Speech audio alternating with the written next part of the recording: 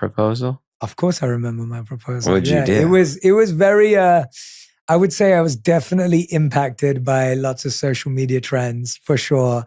In my first chapter of my second book, which is all about love, I talk about how I would redo my proposal because you didn't like it? So, not that I didn't like it, it was perfect for the time, but it so wasn't us. Like it could have been. What was it? So I'll tell it. It's embarrassing, but I'll tell it. So we were walking down one of our favorite walking paths on the bank of the Thames in London. Yeah. And we're walking down. I told Radhi that we were going to a dinner with my family and it was in a nice place. So she's dressed up and everything. And we come out and then this random guy out of nowhere walks out with a bouquet of flowers, a massive one. He hands it to her. And then I had an a cappella group sing Bruno Mars. And it was really sweet. They were great. They were very talented. And then I got down on one knee and then I asked her to marry me. And thankfully, I was crying the whole time. Yeah. Thankfully, she said yes. But I tell that story to say it could have been anyone's proposal. Yeah. And I had food brought in from her favorite restaurant. But by the time I got there, it was cold. And I didn't do what you did, Benny. So I messed up. And then when we walked around the corner, there was a white horse-drawn carriage that took us around the city. I'm dying. But then when we were going back to her parents on the train to tell her parents what had happened. And I told them I was proposing that night. But we were going to hers and we got to her house and her parents opened the door and they looked at her and they were like, what did he do to you?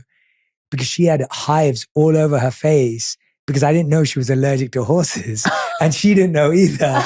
And so that was the night we figured out that she was allergic to horses. That's amazing. And so that story reminded me that I did know her, but I didn't. Yeah. And we were together. Actually, the thought is what counts. Yeah, I was trying really hard. No, it's but it's one of the, we've been together for 12 years and married for 9. So we're doing all right. But I look back on it and I look at how much of my life was just impacted by the world of love. And now knowing my wife as deeply as I do, I would do it completely differently. So I'm trying to convince her to renew our vows and our 10 years of marriage. And also because our friends have changed. Like we got married nearly 10 years ago now. Yeah. We've moved Look country. at how much your life. Yeah, so much has changed. And so I'm like, the people I want to celebrate my... Did you even have the podcast then? No, nothing. No. How long, when did you have the podcast? Podcast is 6 years old. Yeah. And wasn't she on like your first ever episode? She was my first episode. Yeah. My wife's my first episode. Yeah, That's for sure. so sweet. But yeah, I would do it again. And I think it's a great reminder of just how much we evolve and mature in relationships and how it's okay to look back and go, hey, like, it's a great story. Yeah, it's a fun story.